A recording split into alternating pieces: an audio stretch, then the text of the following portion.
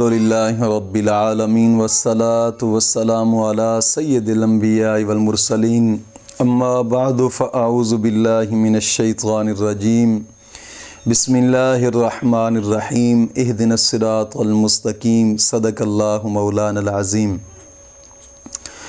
روحانی پاورفل وظائف میں سے آج ایک اہم سبق دوستوں کی نظر کرنا ہے، اور یہ ایک سوال کا جواب ہے، اور اس سوال کے جواب کے آخر میں ایک وظیفہ بھی بتاتا ہوں۔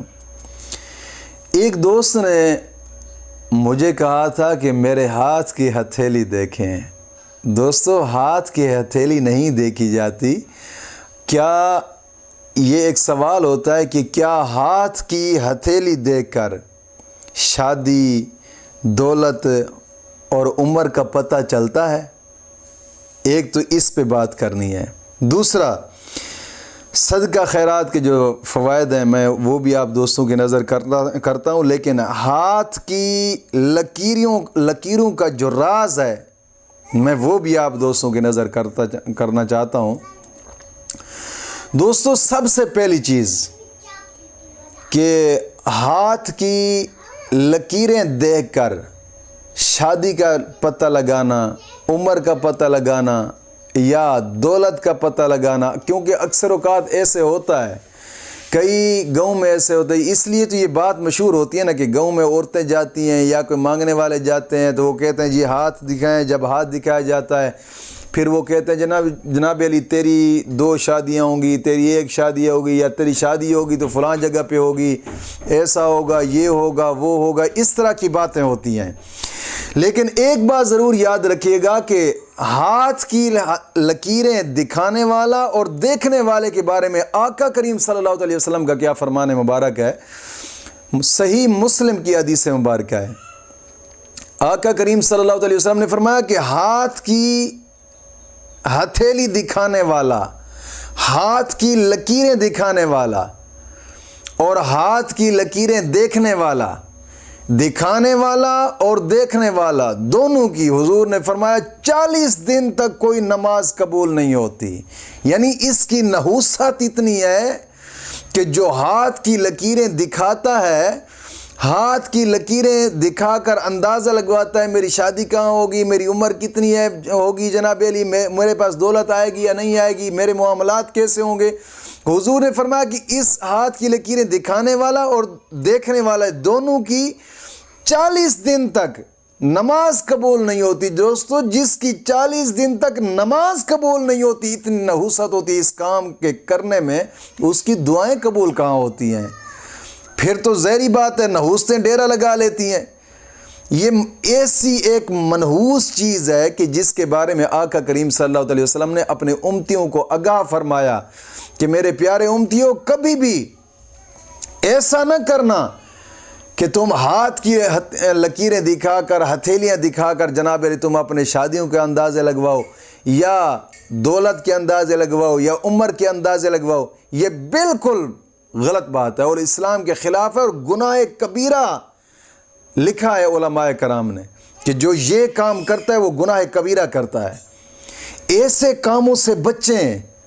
ہاتھ کی لکیریں دکھانے والا اور ہاتھ کی لکیریں دیکھنے والا، یہ دونوں ایک تو بڑے گناہ میں ملوث ہوتے ہیں، اور دوسری بات کہ ان پر ایسی نحوست پڑ جاتی ہے کہ 40 دن تک ان کی کوئی نماز قبول نہیں ہوتی، کوئی دعا قبول نہیں ہوتی، کوئی روزہ قبول نہیں ہوتا۔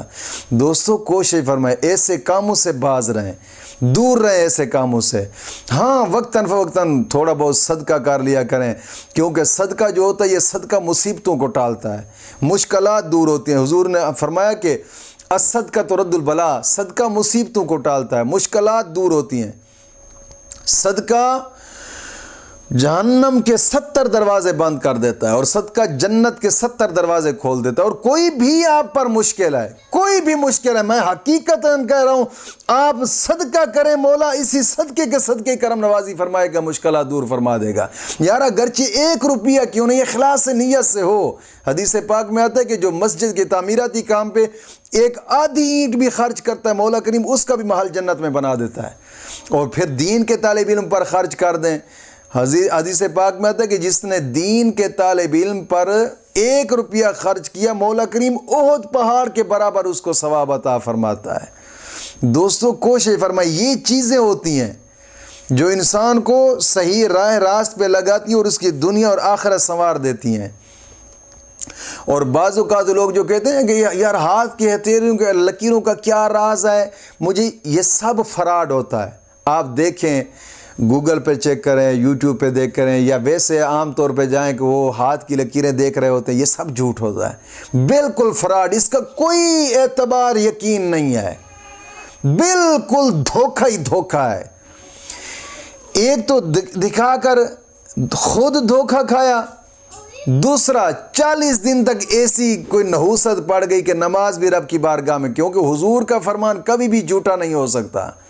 کوشش فرمائیں، صدقہ خیرات کریں، اور ایک لفظ ہے، بس اس ایک لفظ کو پڑھتے رہے، مولا کریم سبھی کام ٹھیک کر دے گا۔ آپ چلتے پھرتے اٹھتے بیٹھتے نماز کی پابندی لازمی کرنی ہے، ہر نماز کے بعد 11 مرتبہ کلمہ طیبہ اور 11 مرتبہ درود پاک اشد ضروری ہے، اور گناہوں سے توبہ اور آئندہ گناہ نہ کرنے کا پختہ عزم کرنا، قرآن کریم کی روزانہ کی بنا پہ کم از کم 2 رکوع قرآن پاک کی تلاوت کے لازمی کریں۔ ان 3 شرائط کے ساتھ صرف ایک اسم اعظم ہے، صرف ایک لفظ ہے، بس اس لفظ کو چلتے پھرتے اٹھتے بیٹھتے پڑھتے رہیں، انشاءاللہ سب خیراں ہوں گی، اور ہر کام میں آسانی ہوگی، ہر مشکل دور ہوگی انشاءاللہ العزیز۔ جو چاہو گے وہی ملتا جائے گا انشاءاللہ العزیز۔ وہ ایک لفظ کیا ہے؟ استغفر اللہ، استغفر اللہ، یہ پڑھتے جائیں اور سب راستے کھلتے جائیں گے انشاءاللہ العزیز۔ مولا کریم دین متین کی سمجھ عطا فرمائے۔